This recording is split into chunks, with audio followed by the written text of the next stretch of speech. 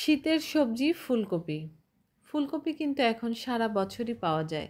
তবে আমার মনে হয় শীতকালে ফুলকপিটার যে স্বাদ থাকে সেটা সারা বছরের ফুলকপিতে পাওয়া যায় না। তো আজকে ফুলকপি রান্না করব এই রুই মাছ দিয়ে। ফুলকপি এবং রুই মাছ ঝোল ঝোল রান্না করব। কিভাবে রান্না করব সেটাই শেয়ার করব আপনাদের সঙ্গে।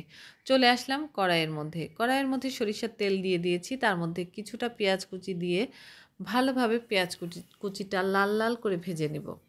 তো পেঁয়াজ কুচিটা যখন একদম লাল লাল হয়ে যাবে, পাশে কিছুটা জিরা, আস্ত জিরা সেগুলো দিয়ে ভেজে পেঁয়াজের সঙ্গে ভেজে তুলে নেব। তুলে আমি এটা রেখে দিব। তো এ পর্যায়ে কিন্তু কড়াইয়ের মধ্যে আমি কাঁচা যে মশলাগুলো দিব সেই মশলাগুলো একে একে অ্যাড করে দেব। রসুন বাটা দিয়েছি আমি একটু বেশি পরিমাণ, সাথে সামান্য পরিমাণ কাঁচা জিরা বাটা দিয়েছি, কাঁচামরিচ ফালি করা সেগুলো দিয়ে দিয়েছি। যে পেঁয়াজ কুচিটা অবশিষ্ট ছিল, কাঁচা পেঁয়াজ কুচি সেগুলোও দিয়ে দিয়েছি। একসাথে সবগুলো মশলা কষিয়ে নেব। এর সঙ্গে কিন্তু আমি গুঁড়ো মশলাগুলো অ্যাড করে নেব। তো গুঁড়ো মশলার মধ্যে শুধুমাত্র হলুদ গুঁড়ো এবং লবণ দিব স্বাদ মতো। এখানে লাল মরিচের গুঁড়ো কিন্তু আমি ব্যবহার করব না। তো হলুদ গুঁড়ো দিয়ে দিয়েছি, এবার লবণ দিব, তারপরেই হচ্ছে মশলাটা ভালোভাবে কষিয়ে নিব। মশলাটা সুন্দর করে কষা হয়ে গেলেই কিন্তু আমি এর মধ্যে মাছ দিব। তবে তার আগে একটু আমি তেল অ্যাড করেছি, কারণ তেলটা আমি খুব কম পরিমাণ দিয়েই পেঁয়াজ কুচি ভেজেছিলাম। এজন্য আরেকটু তেল আমি অ্যাড করে দিয়েছি। এ পর্যায়ে মশলা কষা হয়ে গেলেই কিন্তু আমি মাছগুলো দিয়ে দিয়েছি। মাছগুলো দিয়ে মাছগুলো সুন্দরভাবে কষিয়ে নিব। মশলার সঙ্গে সুন্দরভাবে নেড়ে চেড়ে মাছগুলো কষিয়ে নিয়ে তারপরে কিন্তু আমি মাছগুলো তুলে রাখবো।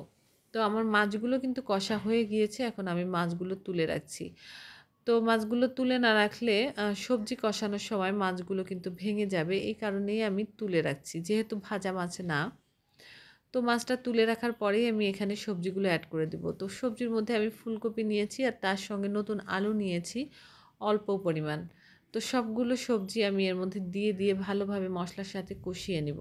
নেড়ে চেড়ে মশলাটা মিলিয়ে নিয়ে তারপরে আমি ঢাকনা দিয়ে ঢেকে কিছু সময় রান্না করব। তো সবজিগুলো কিন্তু মশলার সঙ্গে একেবারেই মেলানো হয়ে গিয়েছে, দেখতে পাচ্ছেন। এবার আমি ঢাকনা দিয়ে ঢেকে রান্না করব। ঢাকনা দিয়ে কিছুক্ষণ রান্না করার পর দেখবেন সবজিটা অনেকটা কমে এসেছে এবং নরম হয়ে এসেছে। তো এ পর্যায়ে আমি মাছগুলো অ্যাড করে দিয়ে তার মধ্যেই কিন্তু ঝোলের পানি দিয়ে দিব। ঝোলের পানিটা দিয়ে দিব। আমার রান্না কিন্তু প্রায় হয়ে এসেছে। ঝোলটা কতটুকু পরিমাণ রাখবো সেটার উপরই হচ্ছে নির্ভর করবে আপনার ঝোলের পানি দেওয়া। তো আমি যেহেতু একটু ঝোল ঝোল রান্না করব, তো ঝোলের পানিটা একটু বেশিই দিয়েছিলাম। তো এই পর্যায়ে কিন্তু আমি সেই যে ভেজে রাখা মশলাটা বেটে রেখেছিলাম সেটাই অ্যাড করে দিচ্ছি। আমার ঝোল কিন্তু এতটুকুই থাকবে, আর আমি কমাবো না। মশলাটা দিয়ে কিছুক্ষণ জাল করব, রান্না কমপ্লিট হয়ে যাবে। এভাবে রান্না করে খেয়ে দেখবেন ফুলকপি এবং রুই মাছের ঝোল খেতে খুবই টেস্টি হবে। আজকের মতো বিদায় নিচ্ছি। আল্লাহ হাফেজ।